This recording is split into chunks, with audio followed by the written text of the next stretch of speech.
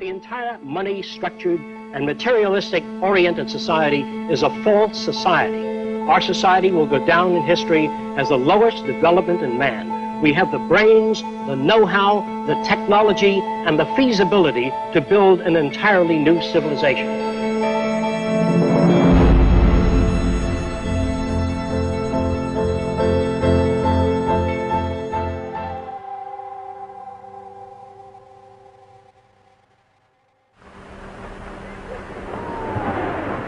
At present, we are left with very few alternatives, since we're on a collision course of our own making. Answers from yesterday are no longer relevant. Considering the damage already done to the environment, we are rapidly approaching a point of no return, where nature will dictate the course. Either we continue as we have, with outmoded social customs and habits of thought, thereby threatening our future. Or we apply a more appropriate set of values, relevant to a sustainable society, with more opportunity and freedoms. Americans have been conditioned in their kind of society to get a different kind of car next year, to buy a new television set or a tape recorder. We are radical as hell. But our political and social institutions have not changed. And this is where we are stagnating, because we always equate any new idea with communism or regimentation, because we've been brought up to fear that which is new. None of the world's economic systems, socialism, communism, fascism, or the free enterprise system have eliminated the problems of elitism, nationalism, racism, and most of all, scarcity. These are all based primarily on economic disparity. When money is used to regulate and distribute resources for profit, and people and nations are out for themselves, they will seek advantage at any cost. They do this by maintaining a competitive edge, or through military intervention. War represents the supreme failure of nations to resolve their differences. From a strictly pragmatic standpoint, it is the most inefficient waste of lives and resources ever conceived.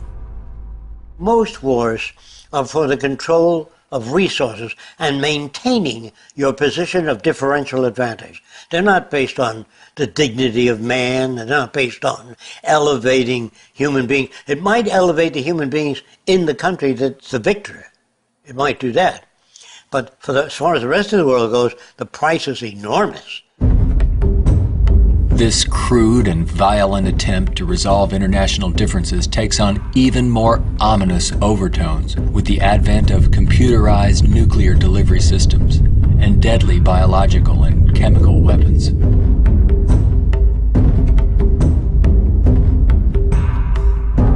Yet it is a windfall money-making opportunity for those who profit by the military-industrial complex. If the profit were taken out of wars, do you really believe we would have them? If they draft you into the army to serve this country, you put up your life for this country, they should draft all the war industries. Every cannon maker, machine gun maker, automobiles, jeeps, warships, all drafted, so on the same basis of pay as the army. Then it's real. But if you make millions selling warships, machine guns to the army, then it's corrupt. I would, if I had my way, if we had millions of men in the army, I'd send them to school to become problem solvers, how to get along with other nations. That's what we have to do, not kill. When soldiers are just killing machines, they're trained to kill. I would train them to be able to go to Mexico and bridge the difference, and go to the Arab world, see if they can bridge the difference. So bring them all together, all the nations. War is not the only form of violence imposed upon people. There is also hunger, poverty, homelessness, and unemployment. The acceptance of these conditions as expressive of human nature is a myth used to keep things as they are.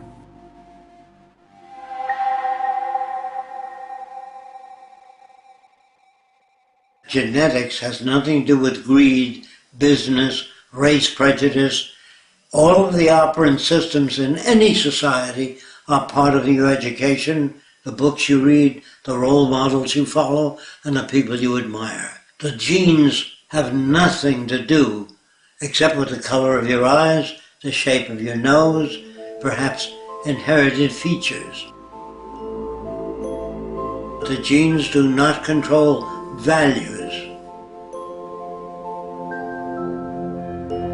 And even if you're born with a much better brain than another person, meaning better receptors, the quality of the tissue is better, I would say that if you have a better brain and you live in a fascist country, you become a fascist faster.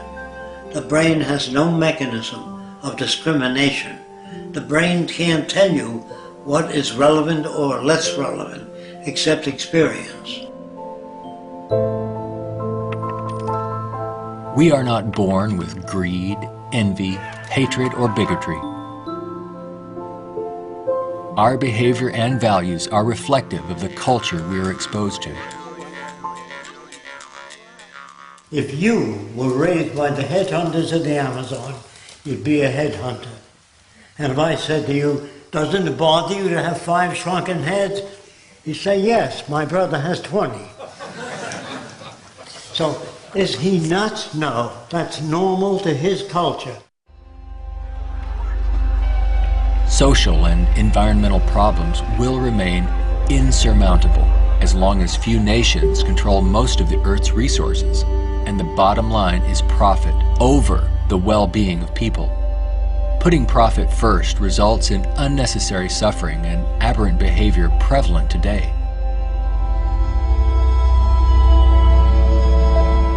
Many people feel that we need the rule of law to eliminate our problems. We have many laws, thousands upon thousands of them, but they are constantly being broken. Paper proclamations and treaties do not alter the facts of scarcity, deprivation, and insecurity. You can predict the shape of the future and the values if you know the trends of events in the ocean pollution, the scarcity of arable land. If you watch that degrading system grow, I can predict the riots and killing and assassination. In other words, human behavior is really generated by the surrounding environment. If there's a scarcity, say, of water, it is prized, and its price is high. Let's discuss scarcity as a system. Suppose it rained gold for about 3 days, gold dust. People would go out and shovel it in, fill the cellars, the attic, every drawer in the house. They'd throw out their clothing. If the rain kept up for a year, so the gold was all over the place, people would sweep it out of the house, take their rings off, throw them away, and so human behavior, and it goes, change to that condition. There's only a policeman in front of something that people have need for and don't have access to. So you put a guard there. But if lemon trees or orange trees and apple trees grew all over the place, you couldn't sell it. If you landed on an island that was so abundant with resources, you had 10 people, there were 1,000 fish for every person if you wanted it. There were 10 times the amount of breadfruit and bananas, money would not come into existence. Private property would not come into existence. If the island was big enough, there were 10 people, there were 8,000 acres. No one would give a damn about staking out this particular area. There are patterns of behavior that promote survival. There are social conditions that change our values and outlook. No one can write a constitution of required behavior without consulting the environment. So we'd better take care of the environment, we'd better take care of one another, and we'd better educate people to the highest possible levels of our ability in order to have a society. Even a peace treaty cannot prevent another war if the underlying causes are not dealt with. Maybe what is needed are ethical people in government who will work towards everyone's well-being. But even if the most ethical people were elected to high positions and we ran out of resources, there would still be lying, cheating, stealing, and corruption. It's not ethical people that are needed, but rather a way of intelligently managing the Earth's resources for everyone's well-being.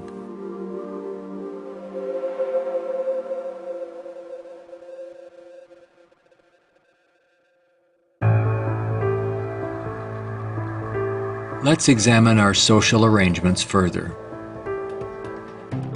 To maintain our economy, products must continuously be sold.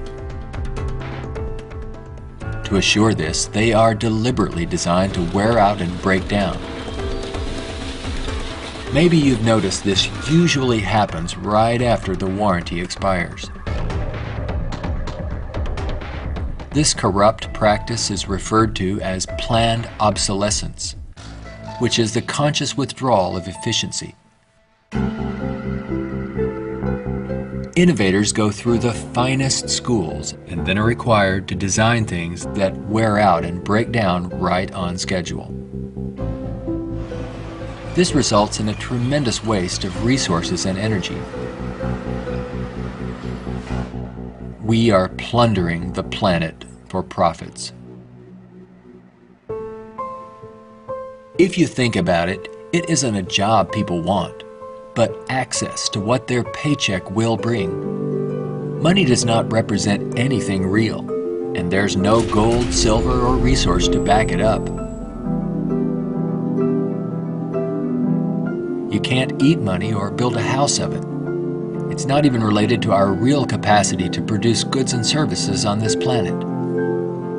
The monetary system has been handed down from centuries ago, and we continue to use it without questions.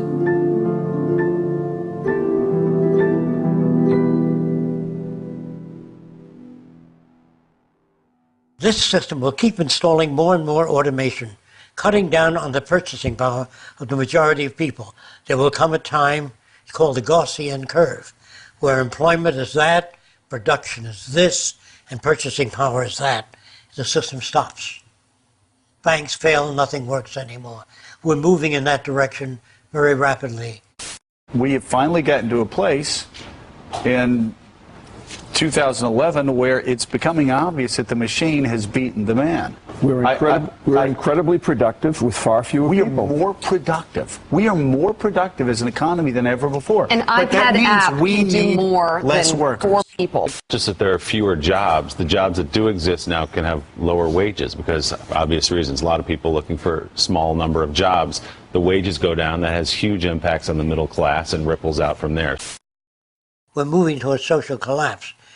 I think this is going to happen all over the world, not just here. And it doesn't require the overthrow of the government. It just requires that you let it alone. It'll overthrow itself. If you control the media, you can calm people down. But if the majority keeps getting laid off, they don't have purchasing power, the system collapses. It doesn't work anymore. They invade. It's already happening. This country is already insoluble. They're going to have difficulty with national security, paying pension people. They've spent far beyond what they already have. Now, all they can do now is create debt, borrow more and more money from banks. We also want to show you a rather grim sign of our times. It's not far from here in Midtown Manhattan. The national debt has grown too large for the national debt clock. It went up back in 1989 when the nation's debt was less than $3 trillion. The debt has been piling up so fast lately they had to drop the dollar sign to make room for an extra digit as the number turned over to more than $10 trillion now and counting every second. A whole new clock with 2 extra spaces will go up next year. The federal government is not allowed to print money. It's not allowed to lend money or get in the banking business. That is a privilege for bankers only. So what the government has to do if they want to build an air force, say, of 2,000 planes a month, they have to borrow money from a private lending institution, sign the dotted line, and if the war is lost or failed, the burden falls on the public to pay off that debt.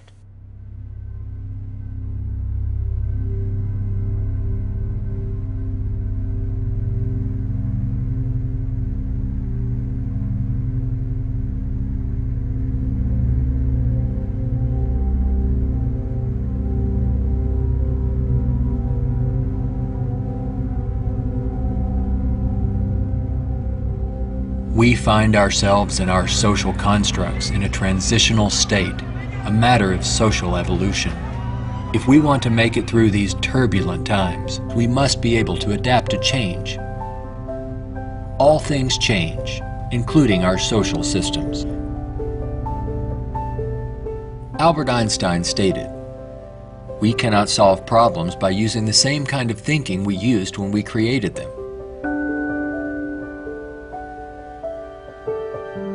Earth is still abundant with resources.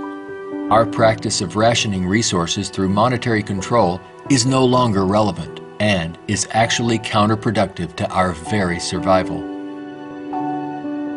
Today, we have highly advanced technologies, but our social and economic system has not kept up with our technological capabilities, which could otherwise easily create a world of abundance for all, free of servitude and debt. How can this be possible? There is not enough money to feed or house all people on this planet, let alone accomplish these more ambitious ends. But Earth has more than enough resources to meet the needs of all people, but only if managed intelligently.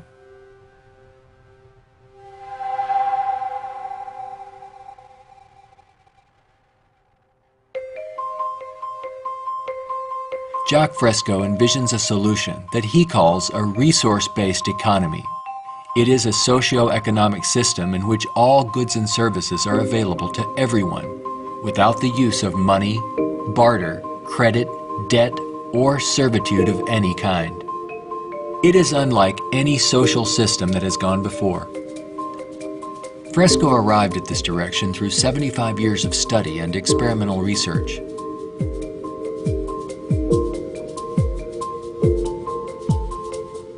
A resource-based economy operates on the basis of available resources and makes those resources available to every human being on Earth, free of charge, without a price tag. So we have today more than enough resources to build a far more advanced society. I'm not talking about limited handouts so that people just get by. I'm talking about a very advanced civilization. We have the resources, we have the technology, all we have to do is apply it. One of the main aspects of the Venus Project is to eliminate scarcity. This is where the technology comes into play. Because if we set up a resource-based economy and some things are scarce, it won't work. If you set up a resource-based economy in a society that has no resources, it won't work. So today with our technology, we can make things available. We can eliminate scarcity. We can create an abundance. As long as we can create that abundance, that will eliminate greed and selfishness and a lot of crime and a lot of aberrant behavior. A social system can be designed so that all can live fully and constructively if the powers of science and technology are directed toward human and environmental concern and overcoming the artificial scarcities of our debt-based monetary systems. All people, regardless of political philosophy, social customs, or religious differences, ultimately depend upon the same resources: clean air and water, arable land, medical care, and a relevant education. I think if you pledge allegiance to the earth and everyone on it, that'd be the way to go for the future. The human species is a single family, and the world is home to everyone. Neither nations nor people can coexist separately any longer. No more separate nations. So anyone can go anywhere. Before the states joined together, they used to stake out their territory. They used to fight. They had militias. They would fight. This is our territory. Oh no, you're intruding. When all the states joined together, the government worked out the lines of the states and they agreed, and that was the end of territorial disputes. If you want the end of war, you must declare the earth common heritage.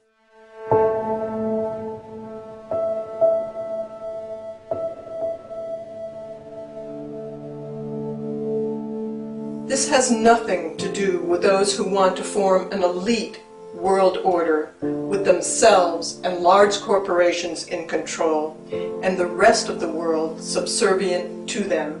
On the contrary, a global resource-based economy enables all people to reach their highest potential, where they can thrive and grow in a society that works in their behalf, a society that protects and preserves the environment as well, one that understands that we are part of nature, not separate from it.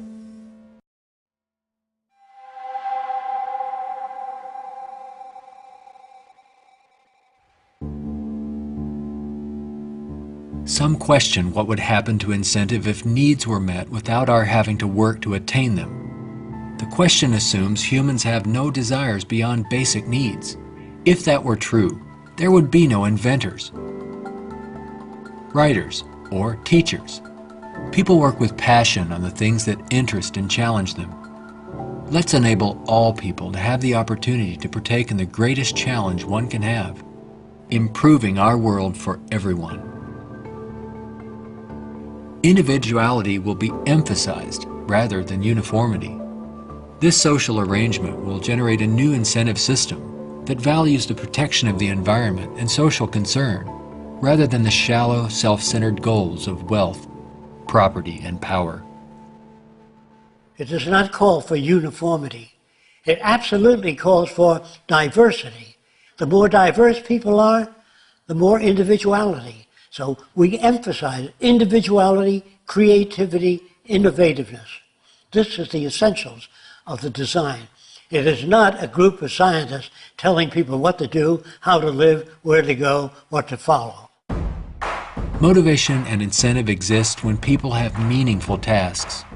True growth and development occur when people are involved in creative, challenging, and constructive endeavors.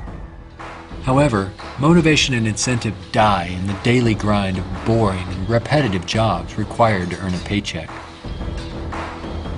If you hand out things to people, if you fed them and clothed them and housed them free, they're not going to work in the morning because they don't need it.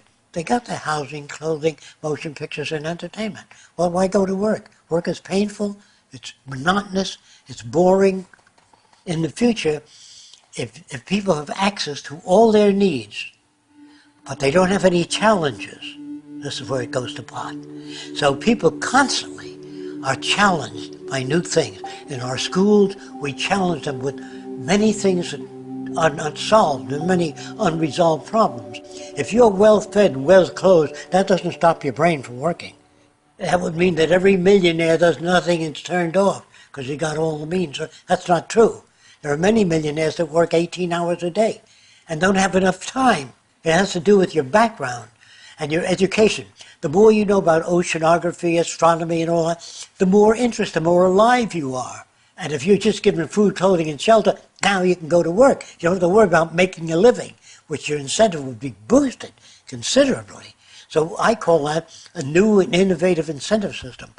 It's not monetary oriented, it's problem solving oriented. And you get your kicks out of seeing the world become a better place.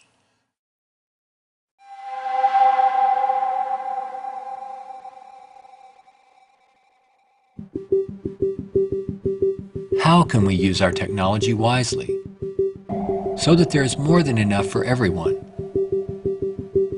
To achieve this, it's mandatory that the planning for it be based on the carrying capacity of the planet's resources. Our entire infrastructure must be redesigned and operated as coherent, integrated total systems. This means we must consider our entire global community as one unit that includes everyone and plan accordingly. Only in this way can we use our technology to overcome resource shortages, provide universal abundance, and protect the environment. Therefore, a global survey is first needed to assess exactly what we have. This would inventory our physical resources, personnel, production centers, and the needs of people. This enables us to determine the amount of goods and services needed. For instance, where is the arable land to grow crops? How many people are in various locations? And what is the state of their health? This would determine where hospitals are built and how many. If you try to do that today, ask for a global resource survey of all nations, they'd wonder, what are you trying to do that for? To find if we got enough resource to fight you in armaments and other things? They would be skeptical, hesitant to give that information. So I would say it wouldn't work in today's culture. But after the ideas are put forth and the reason for it and the advantages gained by all the nations, it would have to be specific advantages that they can understand in their terms. And if they agree, then the survey would be conducted. It's not my opinion or the opinion of anyone else would be used. It's the size of the population, the availability of resources, the carrying capacity of the earth that determines what is done and how fast things move. See, today it's done on a totally different basis. But in the future, it'll all be based on a form of dynamic equilibrium. That means operating everything at the highest potential without environmental neglect. The key to achieving abundance and a high standard of living for all is to automate as much as possible in the shortest period of time.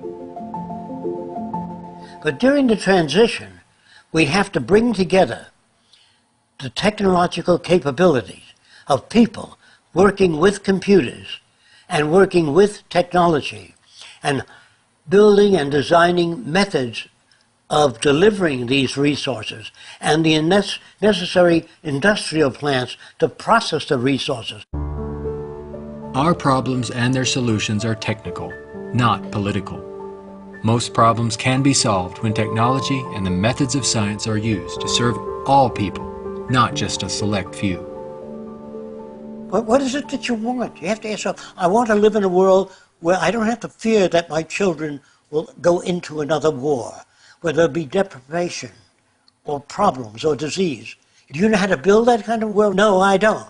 Well, how do you go about building? You call upon the various divisions of science, bring them together, and say, these are the problems we'd like to solve. A scientific government doesn't mean that scientists rule or control people. It means they have better means for building transportation systems, better means for cleaning the air. They have the best means for restoring the ocean that we know of to this day. The decisions are based on the needs of society rather than corporate or private interests. It is not automated technology or machines we should be wary of, but the abuse and misuse of technology by selfish interests. Remember, it is people who decide what ends the machines will serve. If technology does not liberate all people for the pursuit of higher aspirations and human achievement, then all its technological potential will be meaningless. You always do a positive and negative study before you engage in the actual reconstruction of an environment. Utopia, if ever established, will die, will stagnate. Whereas what I'm talking about, an evolving culture or an emergent culture, I have no notions of a perfect society. I don't know what that means. I know we can do much better than what we've got. I'm no utopian. I'm not a humanist who would like to see everybody living in warmth and harmony. I know that if we don't live that way, we'll kill each other and destroy the earth. This new lifestyle, while providing leisure and recreation, would also enhance knowledge and creativity for everyone. The measure of success would be the fulfillment of one's personal interest, rather than the acquisition of wealth and self-centered goals. A resource-based economy would not only change our environment to make it clean, efficient, and enjoyable, but it would introduce a new value system appropriate to the direction and aims of the new innovative approach. With education and resources made available, there would be no limit to the human potential. Everyone will have the freedom to pursue whatever constructive field of endeavor he or she chooses, without the economic limitations that we face today. We are now at a time when decisions must be made if we wish to evolve from our present culture of scarcity, waste, and environmental destruction to a sustainable society of ecological concern and abundance. A nation without a vision of what the future can be is bound to repeat past errors over and over again. If we say dishonestly that man is the highest form of evolution which you get in school, man destroys the oceans, the fish, the atmosphere, one another, and man flies over a city, presses a button, and burns everybody in the city with nuclear weapons. Is he the highest creation of nature? Not yet, in my opinion. We've got a long way to go. We could either develop paradise on earth or oblivion, wipe ourselves out. Only the future will tell. It's what you do to make the future. We can create a world where war and want are distant memories. When all of science and technology are used within a global resource-based economy for the protection of the environment and the well-being of all, only then will we understand what it means to be truly civilized.